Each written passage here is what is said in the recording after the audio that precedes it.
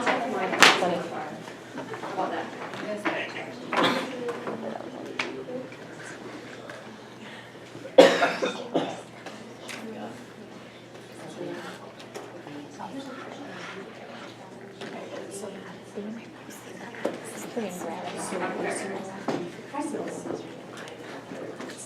Okay, so for Tuesday, you guys are switching partners. So you guys got your new partners already, right, that you know. Be done in pairs, same as before. You have 45 minutes to do the history and physical. And I can't remember. So for Tuesday, we're in neuro. So what review systems do you have to do? All of them. Neuro, general, head, so those three review systems. And then based on your patient's symptoms, other review systems that you feel is important. And same as before, you may not get all the possible points if you don't ask the pertinent review systems. But I want you guys, I know, and you can ask all of them if you want to. You won't get any extra points for asking all of them. But if you miss the ones that is important, you just won't get the points for it. And when I do it so that you won't, if you miss the system, you're not missing a lot of points in the end. Because that's not my point of making you guys have C's and D's. My point is that I want you guys to start thinking about what other areas do I need to be concerned about, even though we know you're in neuro. Because when you go, like in Good Shepherd, you don't know what they're complaining about, and so you have to start thinking about what other symptoms do I need to be asking about. But the three that you have to memorize are general, head, and the nervous system. And the other ones, if you do ask other review systems, I want at least 3. Is that fair? You mean 3 other systems or No, 3 questions and, from- yeah, so like if you think they may have, if you want to ask a heart question, you can ask chest pains, palpitations, short and stroke. You know, at least 3 within whatever system you decide you want to ask them. And some of you all asked, like this last one, asked about tachycardia. Even though it's not technically on our little list, I still counted it, you know, as 1. Because even though it's not on our list of things that you can ask. But for the physical exam, you'll do general, you'll do the neuro. So if you do the full neuro, what other areas will you hit? Eyes, mouth, ears. And then, then I just want you to do the lungs and the heart. The lungs, 2 in the front, 2 in the back, to the bottom, to the sides. Heart, 1, 2, 3, 4.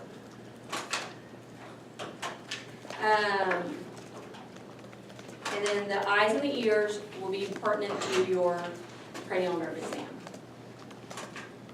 Because you'll hit that anyway. So just auscultation of the lungs and the heart? Mm-hmm. Okay.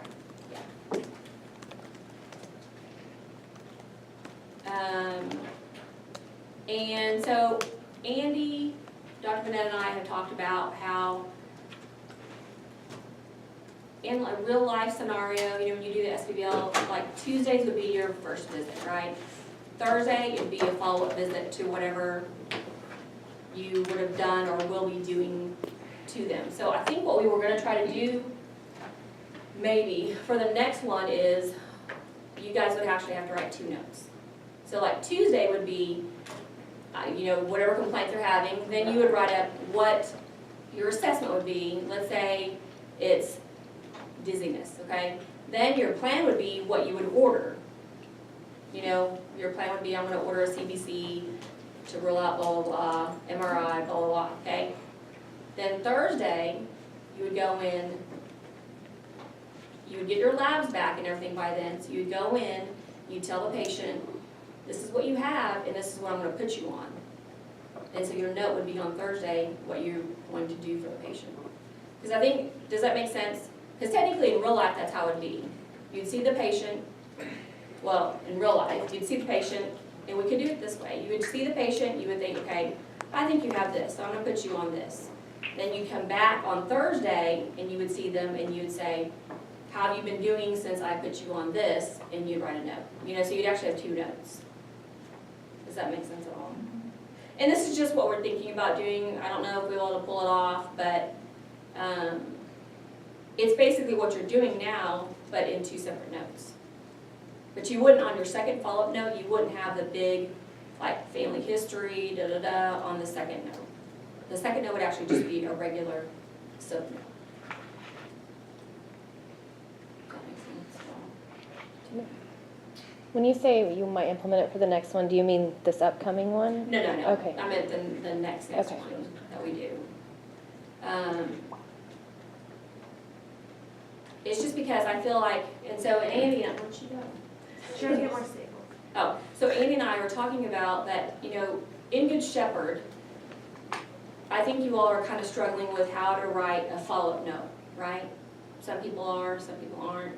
Because that's why I feel like with the SBBLs, it's clumped together. And so it's hard for you to know what to do for a follow-up note or visit. Because let's say in a regular case scenario, let's take the diabetes one, for example. So Tuesday, I would have seen the patient, in real life, I would have seen the patient, ordered some labs, and then had them come back in and tell them what they had, and I would start them on their medication. But that first visit, I would have a note on what my differential is or what I think they have, and I would be ordering labs. I would get my labs back, see them on Thursday, and tell them this is what I'm gonna do for them. Does that make sense? So where we're having problems at Good Shepherd is sometimes people are coming in without really a complaint per se, but just a follow-up on diabetes. And then so it's hard for you all to ask, know what to ask, right? Are y'all having that issue? So we're like, well, okay, well then we need to show you guys and tell you guys what you should be asking or what you can ask when they come for a follow-up and how you would write your note. Yes. But at Good Shepherd, whenever we do have a follow-up, we're told to redo everything, including family history, but you just said we wouldn't do that. Wait, let me do this. Let me present the information to you. Before we do this, is everyone clear on Tuesday? Yeah, get the SPBL. I mean, the neuro Because this stuff's is like technically something not even. So, okay, that's what I meant to related ask you guys. So on the It's not. neuro, so McNeil didn't schedule you guys any times to practice, right? Or did he? No. So has anybody practiced it at all or have questions about how to do it? He said he wanted to do fist off. Yeah. I'm not doing fist off for sure. So I'm just saying that because I didn't want y'all to, he wanted to do fist off for, and he did it last year in the neuro course. He did the fist off component. So anyway. So, I mean, it looks daunting, but it goes by fast if you look at it. I mean, it's a lot, just because it's new to you guys, but once you start doing it, it'll be faster. Has anybody looked at it and had any questions? Most of the supplies are gonna be in there for us, like usual, like the sniff test.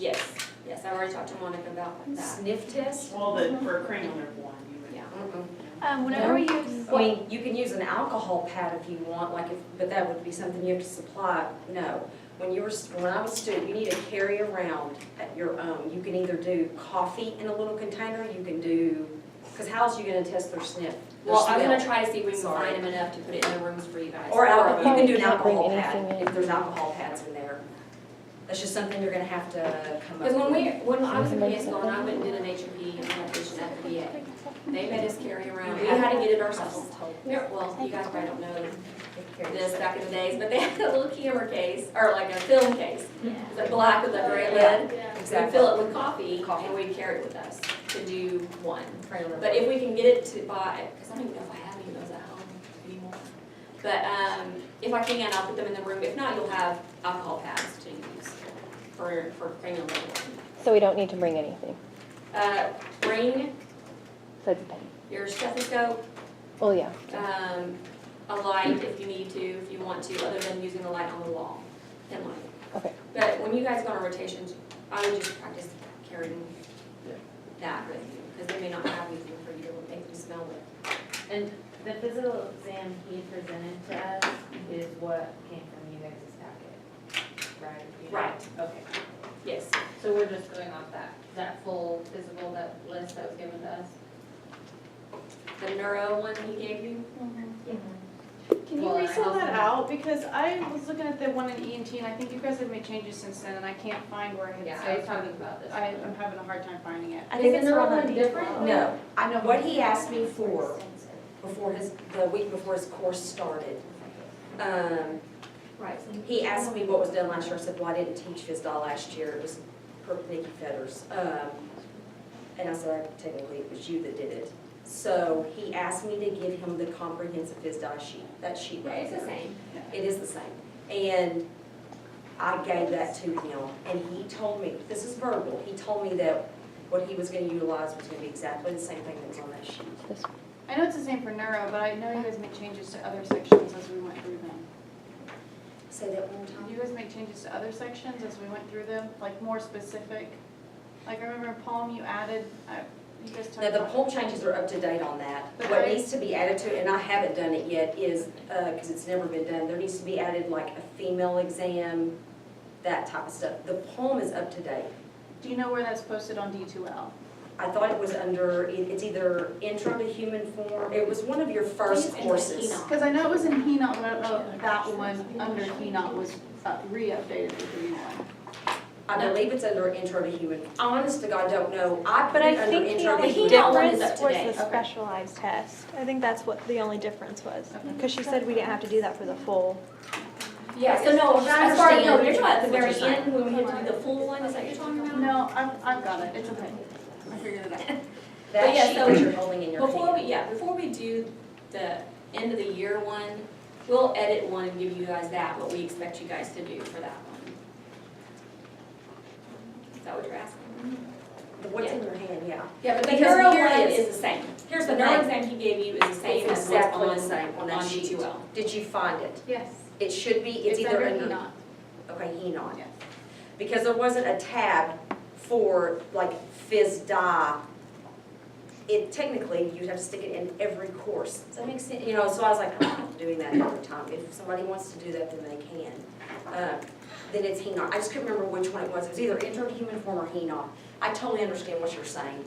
It was POEM, and there have been some additional changes. Right. POEM is up to date. What needs to be added to it and updated is like the GYN exam, that's not on there. They told me it needs to be on there. You've done that. But that whole long sheet, how many other pages is the neuro is exactly the same what you need to do. Yes, the But yes, neuro, it will need to be, you're absolutely right. The GYN, those sections will be updated. And I can let you know that when I do it. I just haven't done that yet. any questions on the neuro exam? If you guys look through it and ask anything that he did or did not show you guys that you have questions about? I don't know if you said this, for the mental status exam, are we getting a sheet for that, or we have to have it memorized?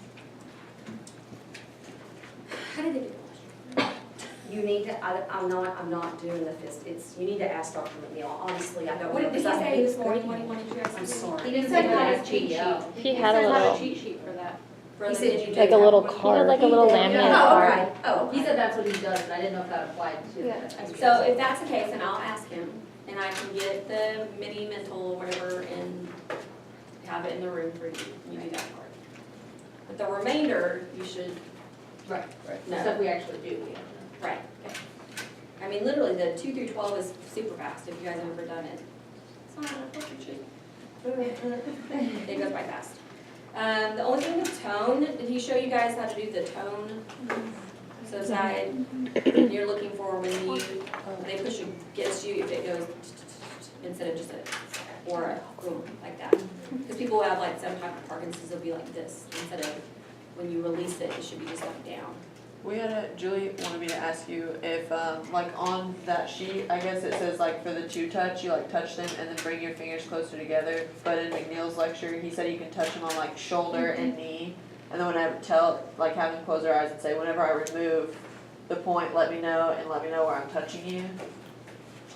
Is this on the 2-point discrimination? Yeah, so she didn't know if like the SPs would be told that, because that's how we were taught was knee The and shoulder. patient's eyes closed, touch the forearm with 2 points.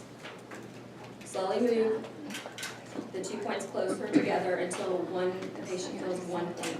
Yeah. And so what did he He say? actually said you have to touch 2 points across the midline. So like one shoulder and opposite knee, and then he just said, tell the patient to close their eyes, put it on, can you feel both, where do you feel them? And then tell me when I remove one, you remove one and have the patient tell you at what point they're feeling that. Okay, well, I'll get to with him and I'll ask him. I just didn't know if the SPs, if Well, we should do SPs it will like get the that, vid- or, The SPs have this sheet. This is what McNeil said, he showed you guys. okay, so then we should either do it like that. Right, so but the SPs also have the video, but I want to clarify with him, so I let the SPs, well, actually, no, I take back, I forgot to tell you this part. There'll be a faculty member in each room. And 2 of us? It's gonna be kind of tight, but, it's because it's a lot for the SPs to keep up with, there's no way they could and really watch, you know what I mean? So, we're there mainly to grade the physical exam. But we will be there for the interview part too. And we'll give immediate feedback on the physical exam, you know, when the visit ends. So that way you guys know if you're doing it correctly or not doing it correctly, or, you know, that kind of stuff. But, and then Thursday will be the same. You'll do the SPs, then you'll meet with your group. And then, Thursday, your EVM paper will be sent out to you guys after the debrief, okay? And then, Dr. Britton will meet with you all Wednesday, to do like he did this last time. And just turn the papers into him, so have a printed copy to bring to him on Wednesday. And he, you know, just make sure you guys fill it out as completely as you can, not just a yes, not just a no, because you won't be deducted if you don't do a little bit more than yes and no. Okay? So, Taylor, I'll ask him about that 2-point discrimination. Okay.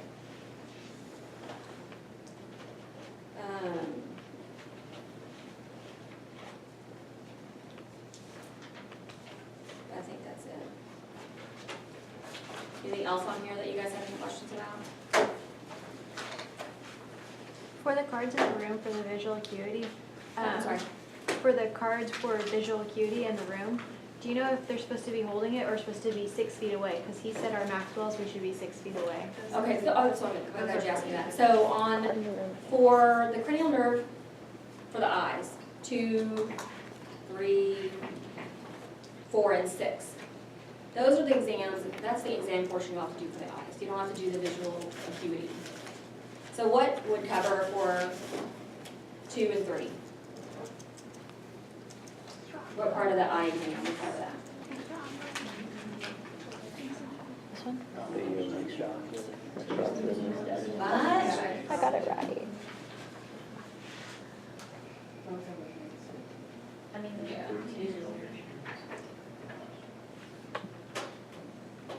What was the question? What did y'all say? For 2 and 3? This one? For 2, I wouldn't know that it's be called. like you can see everything on all visual fields? Extraocular eye movement. Extraocular movement would be 3. An accommodation And or like conversion. opening up your eyes, 3. Opening. 3 and 6 would be, 3 and 6 is extraocular, there's one more. 4. 4.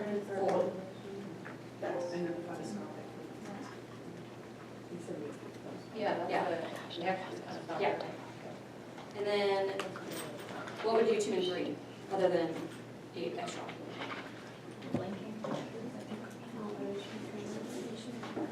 Yeah. Fluid accommodation conversion? Mhm.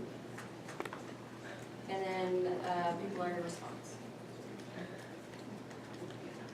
3. So, extraocular eye movements, fundoscopic exam, pupillary response, convergence and accommodation. Okay, for the eye. And for the ear, cranial nerve 8, what would you do to cover that? And Weber and Renee. Weber and Renee. So he told us that we only need to do Renee if Weber's is off. So so we just do Weber unless there's some sort of lateralization. So he told y'all just to do Renee? If the weather is Do off. Because Renee just tells you what the problem is. Yeah, you do Renee second. Yeah, you do Weber first, and then if it's normal, you don't. Okay, I'll do what he says. So what you say, just make sure finger rotates. So just the weather. Finger rotates and then whatnot.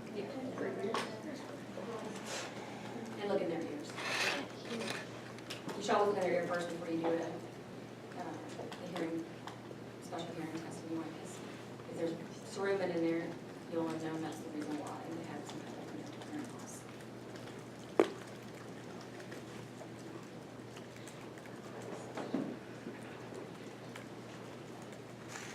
So I pretty much showed you what to do on the physical exam. So the review systems and is where you guys, I want you to start thinking about what I need to ask. But is that hard? Is that too much to ask for y'all? Like if you, like last time, did you think that was too difficult to ask?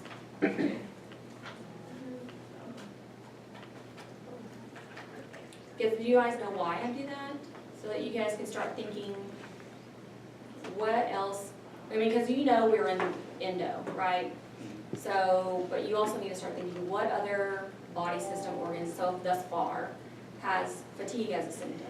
You know, that could be, or symptoms of fatigue or signs of fatigue, you know, and that's why I have you guys ask those review systems and other systems. To also help you think about differentials as well. Questions? Anything else? Okay. And then Amy's gonna talk to you guys about, because we've had some issues, you know, questions or concerns about, I'm gonna put these right here. Documentation on Good Shepherd. You know, just Good Shepherd itself, or any concerns you guys have about Good Shepherd, questions about Good Shepherd? Yes. I had a question about the guidelines of follow-up. What are we responsible for? I had a follow-up that canceled, so am I still responsible to check the schedule every Wednesday to see if she's on the schedule, or is it somebody else's Yes, responsibility now? no, it's your responsibility. If it's your patient that's supposed to come for follow-up and they didn't show up, you need to check to see if they reschedule.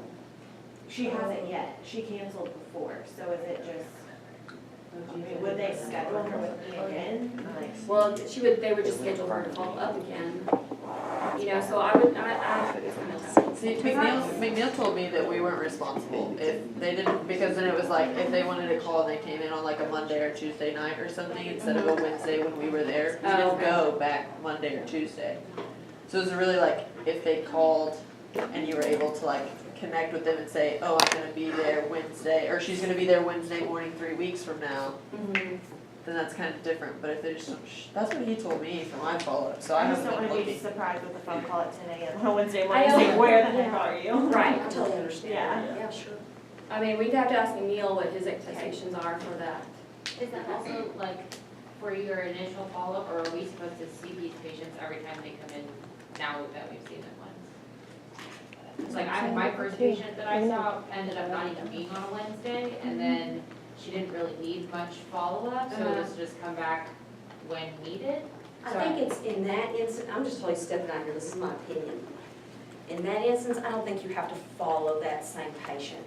Because if it was something that was resolved, or you took care of it, or it was okay, I think you're good. I think you can go jump back in the pool of getting another, just, you know, acute care or whatever presents.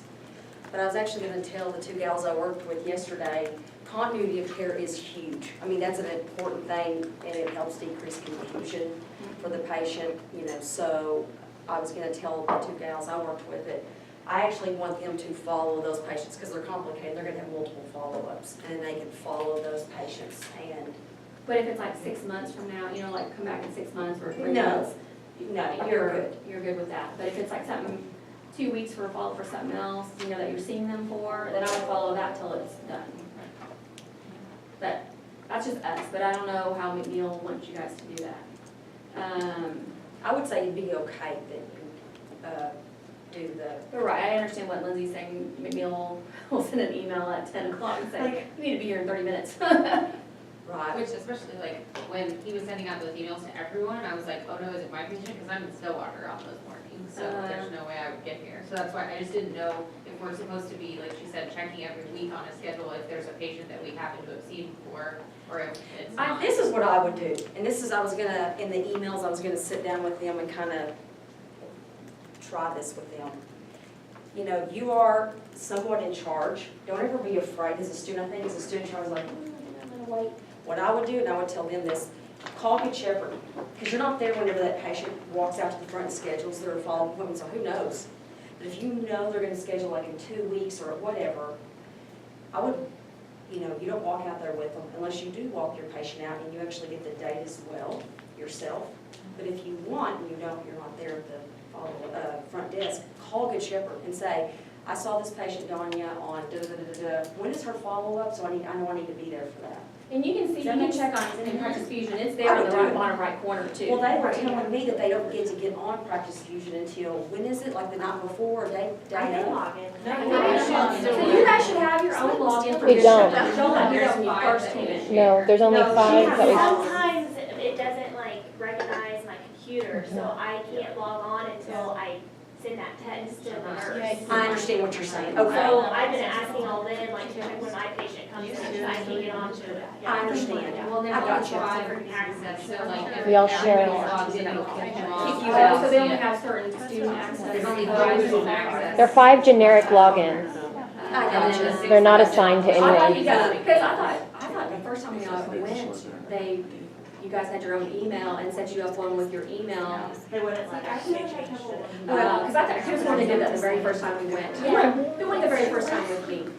Didn't they do that, Jason? Didn't they have your own email? They didn't? We used to do it on, Regardless, because I need to. Maybe to clock into there, we did something with your email. Call On that the machine? clinic and just have Dawn, get a good contact number for Dawn, and let her be like your source for help. You know what I mean? Like, just call her and say, when did my patient schedule her appointment? I know I need to be there.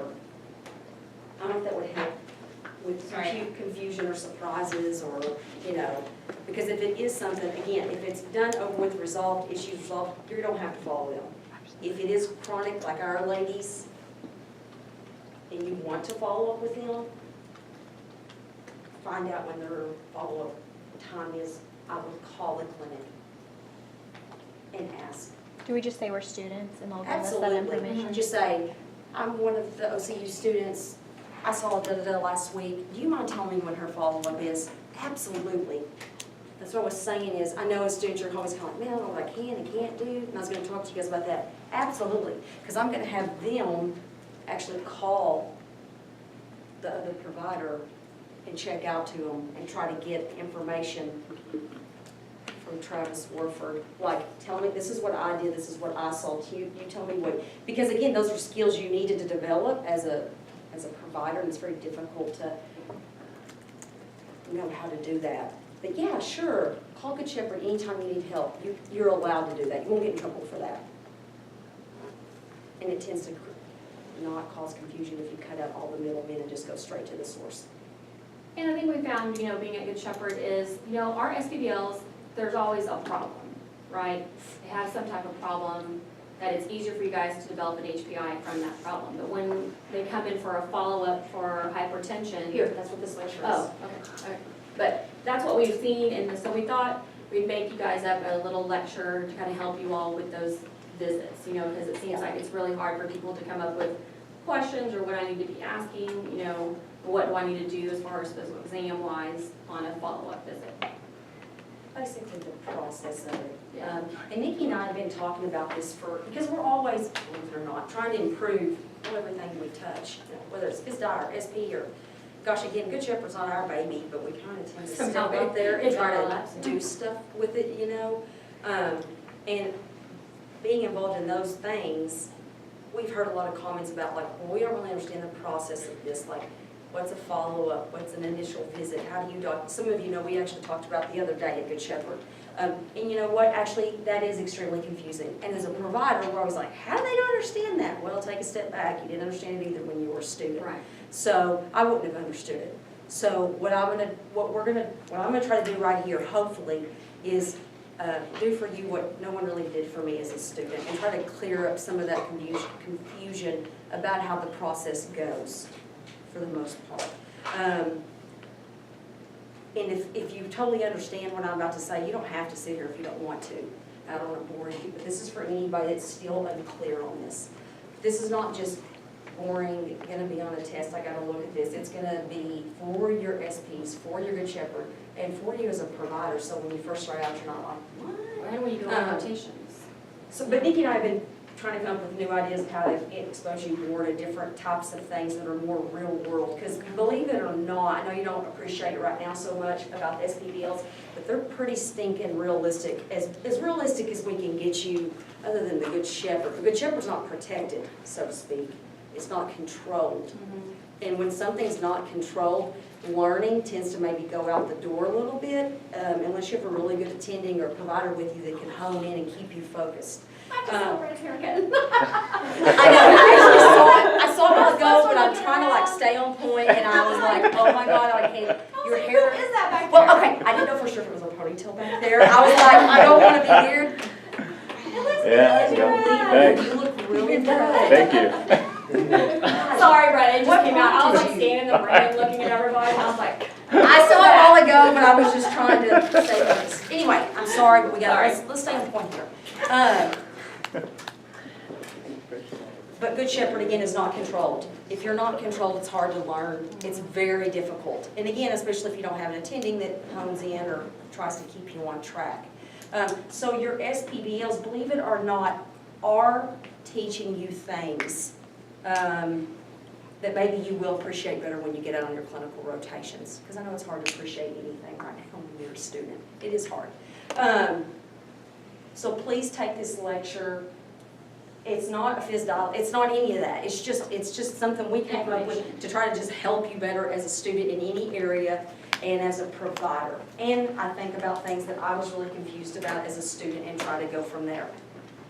and if there ever comes a time when you guys are uncomfortable or don't know what to do or have questions, you know, you can always come to us. And if we're there at Good Shepherd, I want you to come up to us and say, hey, will you come with me to when I'm doing the physical exam or when I come do the history taking to help me or give me feedback on that. And we'd be glad to do that, you know. And I don't want you all to ever think that there's, you know, that we think any less of you if you're having issues with this and that, but that's what we're here to help you guys learn. And I don't want you guys to ever feel like, you know, that, oh God, suck, blah, blah, blah, blah, because you don't. You look about where you are now compared to in January. You know, did some of you know half the diseases that you guys have already learned, you know, in January? Probably not. So we appreciate what you guys have done and what have learned in the 6 months that you have done.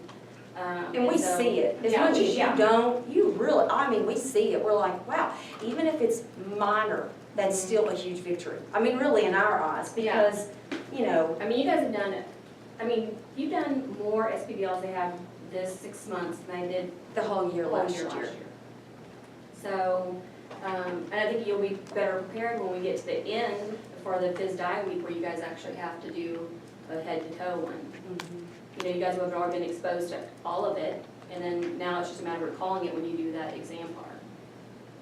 So, but Okay, so what I've done, I actually went ahead and emailed this stuff to you. I just didn't think you really would want it, but I went ahead and did it if you want to take a look. So the last 2 hours, I actually typed out an example, full HMP, and then what a follow-up visit note would look like.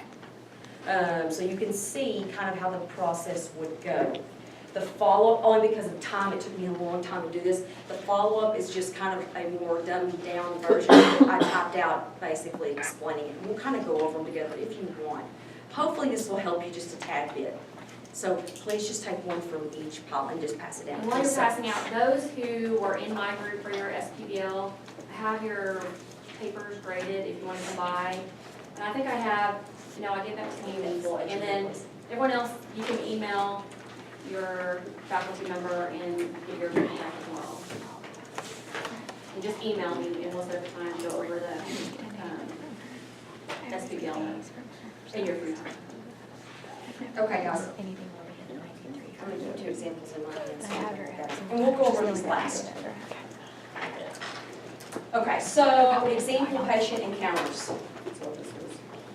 So what is the purpose of this? We've already said a lot of this here for you. This is not on any test or anything, don't worry, you don't have to memorize here. So I just want to introduce you again to the various types of clinic visits and patient encounters that you could potentially experience. Some of it will be in your, or has been in your SPBLs, more so in your clinical year, and then absolutely as a provider, depending on what area you go into. And then I want to show you the types of notes that could potentially be there. And I really want you, what I want you to take away from this is that what we do here in this classroom, I want you to carry it over into Good Shepherd.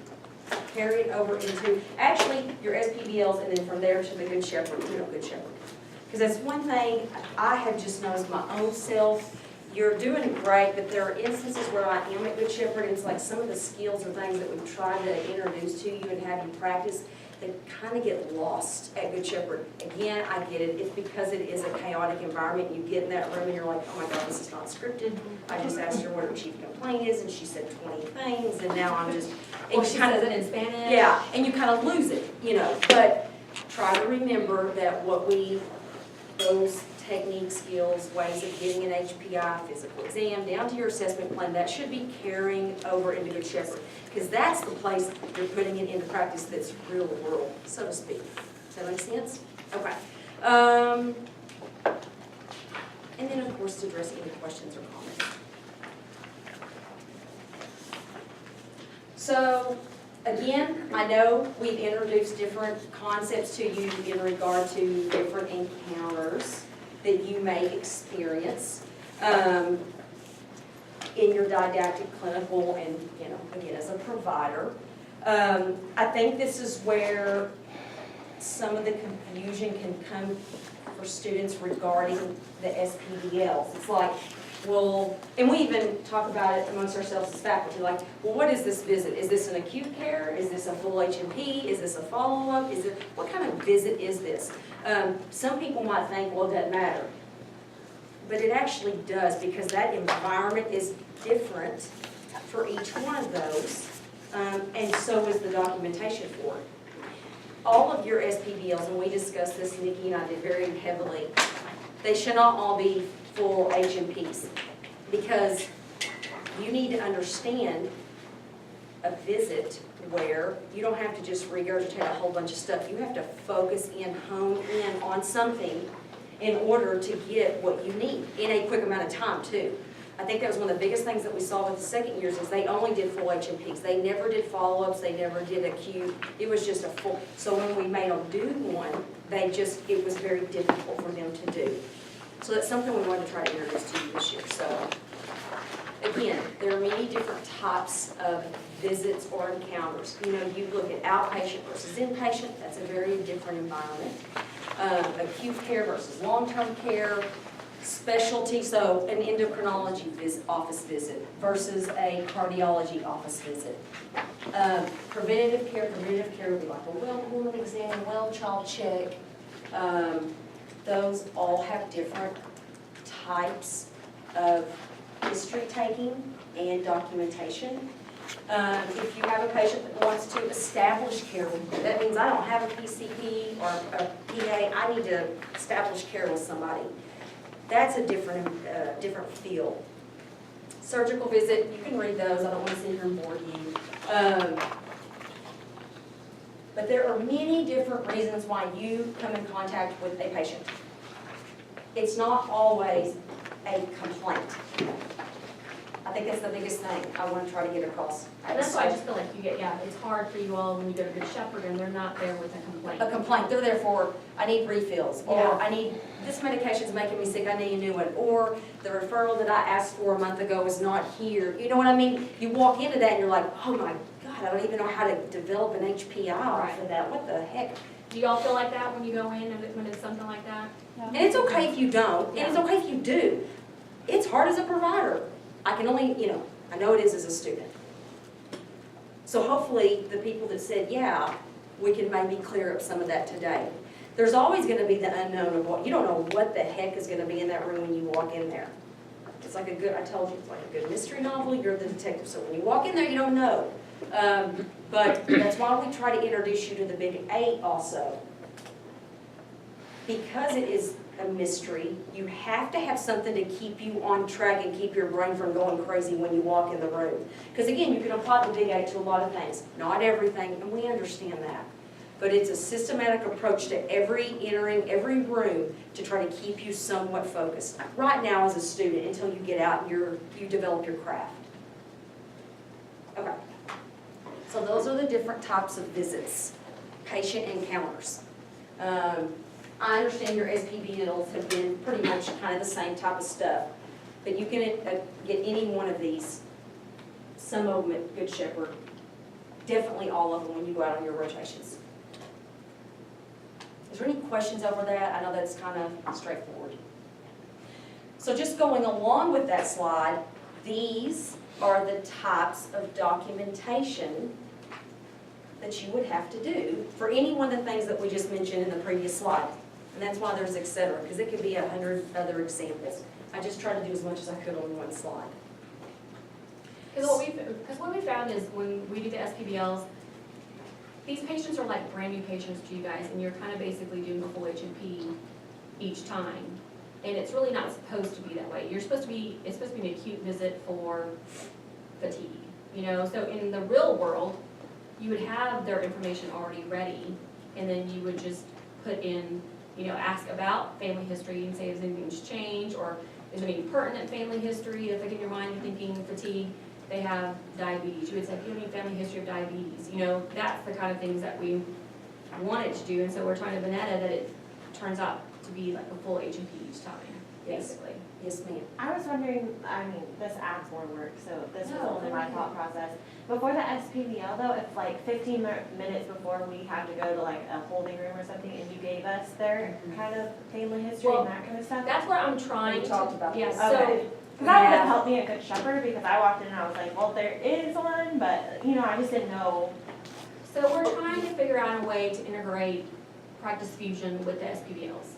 So that on, like, let's say your Like there's very a- first one, you go in to do on rows, okay? When you come back and you happen to get rows 3 SPBLs down, you're able to still access a rows chart, which already has our history in it. It may not be your history that you've done, but you can at least go through it and read it and make any changes. And then all you really do is the subjective, the objective, the assessment and plan. And so. But that is something we. Like even just typed out, like simple, you know, that was. Because sometimes you guys have them change their history specific to the SPBL, so even if we just got like a written copy of their record to review before we saw them, then we wouldn't have to ask all those questions in the SPBL. But right now, though, I understand what you're trying to do. If the best way to do that, though, would be to tailor an SPBL that would be specifically for a focused acute. So let's say Because you need to practice Sorry, I asking didn't questions mean to anyway. start. I mean, you really do at this point. But no, But- that's a great, we've actually talked For about family that. history, what you could do is say, you know, do you have any family history of diabetes, thyroid, you know, something like that, and, you know, then you could actually, you know, you could say, because if you want to do it that more focused, you could do it that way. You know, do you have any family history of headache, you know, what, headaches, but cancers, heart disease, heart attack, stroke, if we were in cardiology, you know, and so that would pull out the pertinent family history. But you're right. Essentially, when you go into a clinic and you, like, let's say you had a patient. Let's say they're not, and this is examples in here. They're not new to the practice, but they're new to you. You've never seen them before, but and I had this happen all the time at family medicine. So their chart would be there, and it would be filled in, kind of here and there, but I had never seen them before. So it was nice, and that would be an example like you're saying, like already, you know, so Ms. Smith, I see here, just real quick, is anything changed on your surgical, anything changed? Okay, we're good, thank you. Yes, that would be a good way, and that is something that definitely can be, we've thought about this. We have. Can I get, okay, yes, go I ahead. just have a question. I don't know if I just don't know the system well enough for Practice Fusion, but I've seen patients where they have family history, but I don't know when it was taken. You Like may, it could have been 4 or 5 years ago, I understand what you're saying. but they don't date them, so. You're right, the only way you could technically do it is if you went through all the charts and saw when it wasn't there and when it was put in. But I I would ask understand. them as, go through it with them and say, has any of this changed, or is it still correct? Is that what you're talking about, like? Yeah, like. She's saying like if it said, there's not a date out beside it, like, so who knows when Like they. they'll say such and such 3 years ago, and you're like, well, when was 3 years ago? Because I Right. don't even know when this was. So- Right, so you can ask them, and so if there's something there like that, if you said, last pap smear was 3 years ago, just clarify with them, when was the last pap smear, so that you can update it. Last pap smear was March of 2017. So that's why it's important for people to put dates versus approximately 5 years ago, because you're right, you go in a chart, who knows when 5 years ago was? Was 5 years from now, or 5 years from 5 years ago? So that's why dates are important. That's a great question. And we've thought about it, and, trying to figure out how it would be, so what you guys would actually experience a true, focused, acute visit. Because right now you are having, it's kind of a mixture of the two. It's a acute complaint, but you're having to get a little bit more information than you would for just an acute visit. Let me get through the rest of the slides and then, but these are great questions. And you may get more questions that'll pop up. So please just try to stay with me. I know you're really tired, but I swear this is really gonna help you because these questions come up all the time. So right now is the time to focus on this. I know some of you are not. Focus on this. It will help you. So again, these are example documentation that correspond to any one of those visits I mentioned previously. You've addressed or encountered some of these already. Some of these obviously you have not.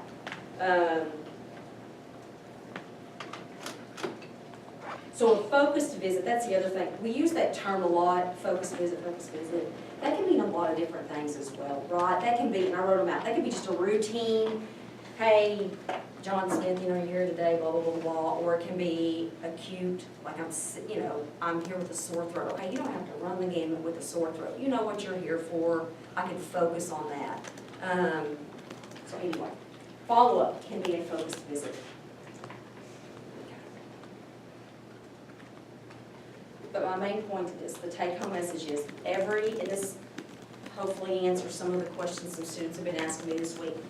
Every encounter, interaction you have with a patient will require some type of documentation or note in the patient's chart or EMR. You will have the initial visit note and then subsequent notes after that, whatever they may be. But each note that you have, depending on the reason or type of visit, will need to be complete with each section of the medical document being addressed and information entered. So every time, you gotta go through and again, we've already said this, you gotta still do an HPI. You still have to do a review of systems. It's gonna be different, but you still have to do one. You still have to do a physical exam.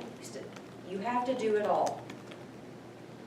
Except the middle part, which I like to say is the past medical history, past surgical past, unless you feel that it's pertinent to address those. But you have to have an HPI. And I think that's where the biggest, because a student asked, they're like, well, I didn't do review assistance. I didn't think I had to this time. Because again, it was a Good Shepherd patient. They didn't understand. And I'm like, no, it's actually another visit. You still need to do it just like you would another visit. Because like, for instance, if they're coming up, following up for diabetes, so you saw them, they're coming back 2 weeks for follow-up on their diabetes. So at that time, you would still need to ask them the endocrine review system. Have you had any hypoglycemia, have you had any hyperglycemia, any dizziness, any polydipsia, polyuria? You need to ask them again, because it may change in 2 weeks. It could change in 2 days. Right. So, And also, and I'm kind of getting ahead of the game here, this is so complicated, we're trying to make it simple here for you, not overwhelm you. It also depends on what you did on that initial visit. Like if you started them on a medication, that follow-up, you can also, in your HPI, ask, how, I started you on that medicine, how you been doing on that? That goes in your HPI. As anything you can think of, you can still get enough information to make an HPI, still.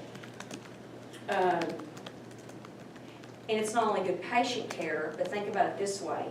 When you're working where you're working, you still have to fill out a chart or a note on a patient. You gotta fill those boxes in. You cannot leave them blank. You can't have a patient encounter and a blank HPI. Something, is that help? You've gotta fill that out. Okay?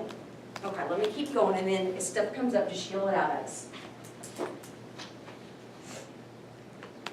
So again, because this is huge documentation, all that jazz, I just wanted to be as basic as I could for here, because again, for Good Shepherd, and also your SPBL coming up, to try to help you out a little bit with it here. We're obviously, what I'm gonna do here, focusing on like an outpatient type, which is what your SPBLs technically are, outpatient. They walk in, you see them, they walk out and go home. Primary care family medicine perspective, we're not doing these SPBLs from a specialty point of view. Your Good Shepherd encounters are not from a specialty point of view. I'll do initial visit, a couple of things, and then the follow-up. And then those notes that I've given you correspond to those.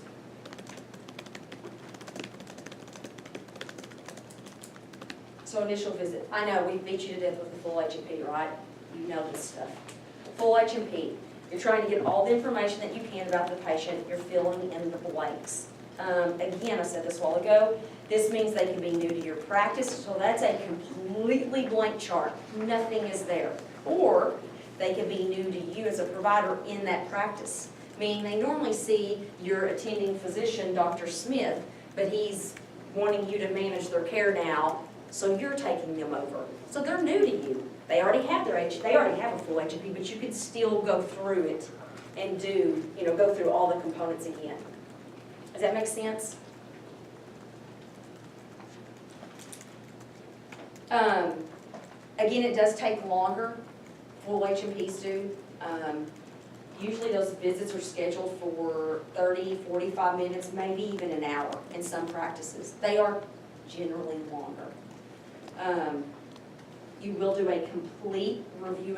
The things that are new, you need to, when you say, because what is an HP? It's a history physical. It's the same thing as a freaking SOAP note. A SOAP note is subjective, objective assessment plan. So a SOAP note and HP, it's the same thing. It's the same components. The history is the S. Is that physical is the objective part of it. You just tack on the assessment plan to your HP. Does that make sense? It's just how much information are you putting in all those little boxes? But the things that are unique to a legit full H&P, what you've been, for the most part, have done before, is a full review of systems, meaning every stinking thing on that list for the most part. And a full physical exam. Because again, I don't know you, I've never seen you. I gotta do all these things today. Hopefully, won't have to do that again on you, because I already got it today. But that's why you do that. Again, assessment, what you know to be true at that moment. That you walk out of that room and go order whatever you want to order, or work them up however you want to work them up. That can be signs and symptoms. It can actually be pre-existing conditions that they came to you with, that you're going to take over managing. Your differential diagnoses. This does not have to be complicated or extensive. It can be 1, 2, 3 items, 7 items. I'm just excited you guys are even coming up with differentials at this point. You've actually been unbelievable at doing that, honestly. I've told you guys that before. And then your plan of care. So when you have an initial visit with somebody,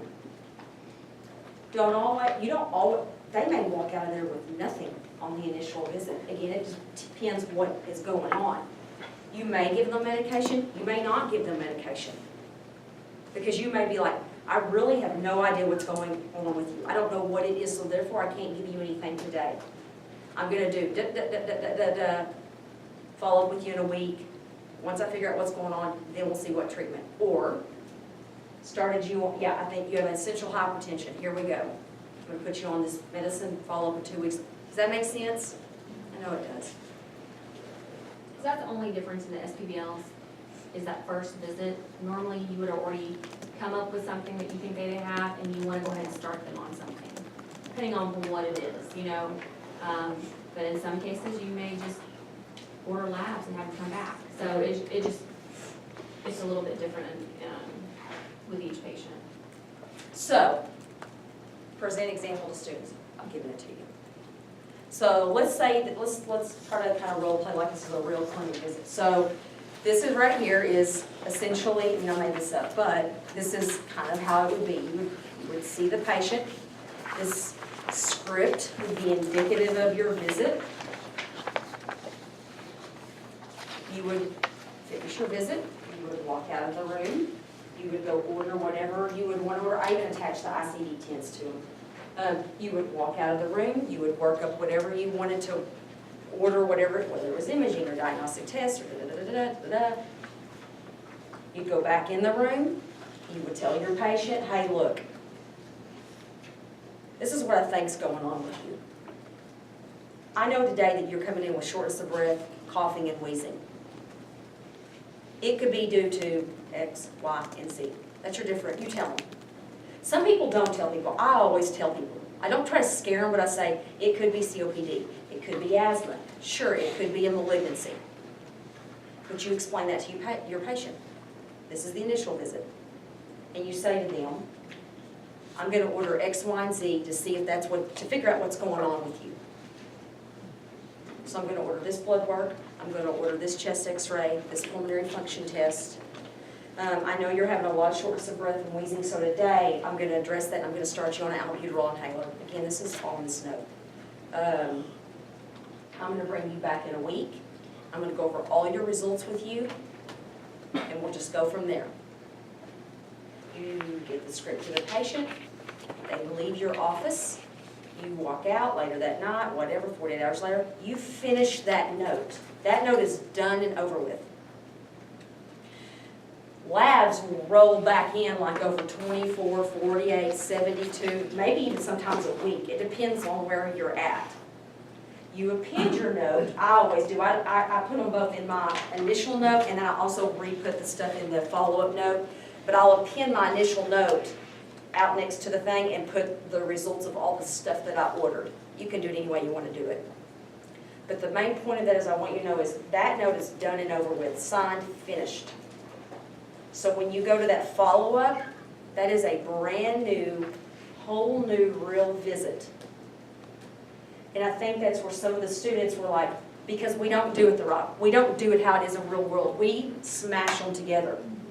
You go see them on that initial, you get your results back like in 10 minutes, do one note, and that's confusing because that's not really how it is. So technically you would have 2 full notes. And those labs would not, your stuff wouldn't come back like that. So this right here is a beautiful example of a real initial, call it a full HMP if you want, I don't call it initial visit, call it whatever you want to call it. Those are just terms. But look through it. The plan also, because we've had some questions and some concerns about that from faculty, your plan also can be very different regarding whatever type of visit it is. But the plan I have for you, and I've told you, I do numbers, I'm a 1, 2, 3, 4, 5, I just do it that way. That plan is how you kind of technically want to say what you want to say. It's called your medical decision-making area. That's where you're stating, this is what I think it is, this is what I'm going to do to work it up, this is what I told the patient, this is what medications, this is what referrals, this is everything I'm doing and I told the patient. You normally do not print that section out, the plan, and give it to the patient because it's a lot of medical jargon and quite frankly, you may not want them to see all that. But what you can do, you can write out a plan of care or have pre-made ones made that you can give to your patient to leave with instructions. Nikki and I were talking about this, like when you have because you know, patients don't remember crap what you tell them when they walk out of there. So if you've given them a new medication or you've told them stuff, you don't give them the plan of care that's in your EMR, that's medical jargon. You either have to type out a new one or type it in a way that you feel comfortable giving it to them, or a lot of clinics have pre-made ones that you can, like if it's for a cold or flu or fluids or how to take Tylenol, ibuprofen, and you just hand it to them. But does that make sense? This note is done and over with in your chart. I'm seeing Sally Sue in a week from now for my follow-up visit. So the follow-up visit. And again, this follow-up visit could be for anything. It does not have to be about a toe pain follow-up. It can be. I do that all the time.